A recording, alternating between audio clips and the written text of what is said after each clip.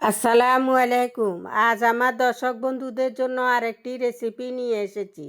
রেসিপিটি হলো শালগম আলু দিয়ে মুরগির মাংস রান্নার রেসিপি। চলুন দেখতে থাকুন। এখানে একটা শালগম, কয়েকটা আলু কুটে পরিষ্কার করে রেখেছি। বাটিতে আমি একটা মুরগিকে কুটে পরিষ্কার করে ধুয়ে রেখেছি।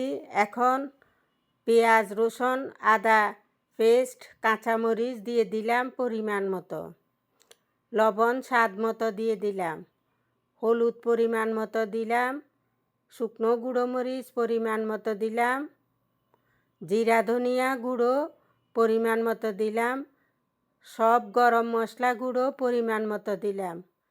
মাংসর সাথে আমি মশলাগুলো মাখিয়ে নিচ্ছি।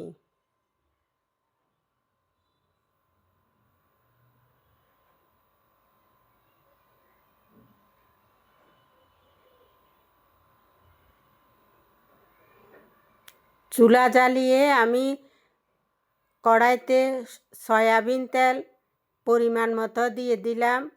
তেলগুলো আমি নাড়িয়ে চাড়িয়ে গরম করে নিচ্ছি। এখন মাংস দিয়ে দিব কড়াইতে।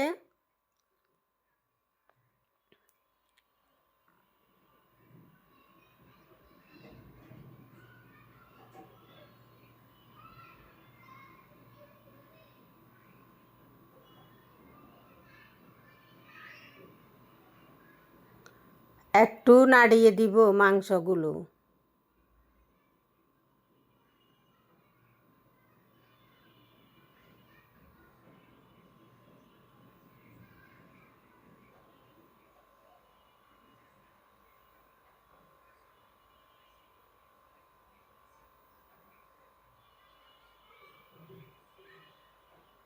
ঢাকনা দিলাম।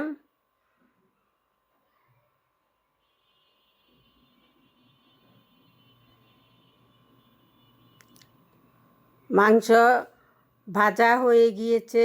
এখন শালগম আলু মাংসের উপরে দিলাম।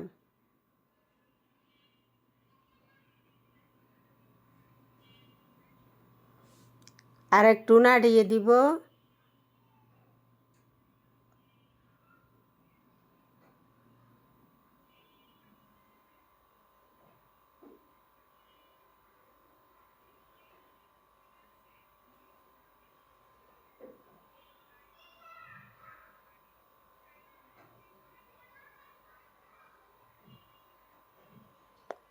এখন পরিমাণ মতো পানি দিলাম।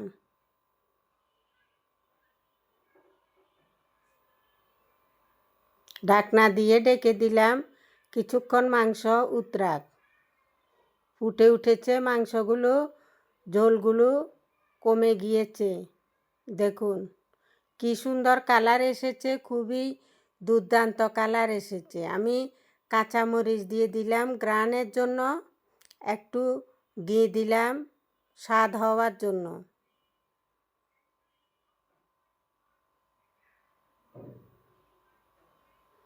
পেঁয়াজ বেরেস্তা দিচ্ছি, গ্রান গ্রান নাকে যেন লাগে সেই জন্য।